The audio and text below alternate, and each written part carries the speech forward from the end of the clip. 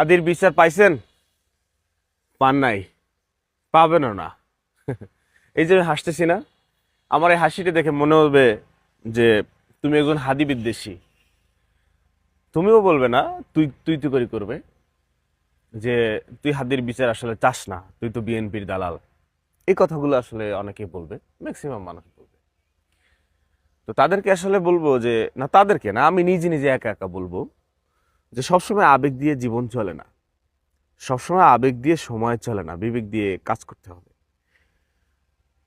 আমি যখন ইনকিলাব মঞ্চের ভাই বোনেরা ছাত্র জনতাকে নিয়ে যখন প্রথম শাহবাগে রাত কাটালো, পুরো রাত,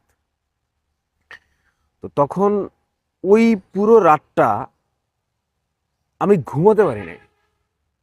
আমি সত্যি ঘুমাই নাই, আমি বুকে হাত দিয়ে বলতেছি। মানে 10টা 11টার সময়,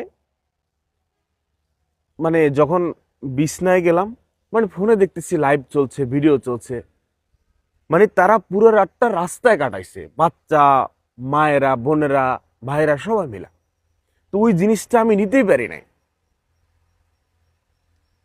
যদি আমি এখান থেকে ইউনিক বাসে গেছিলাম, ঢাকা টু কুয়াকাটার যে ইউনিক বাস, ইউনিক বাসের ডাটাবেস খুঁজলে ওই দিন পাওয়া যাবে যে আমার মানে শেষ রাত, অন্ধকার চারদিকে, 5টা 5:30টার সময় অন্ধকার চারপাশ, আমি তো রাতে ঘুমাই নাই, 5:30টার সময় ভোর রাত, আমি এখান থেকে আমি 10টা 10:30টার সময়, 11টার সময় আমি ঢাকা শাহবাগ।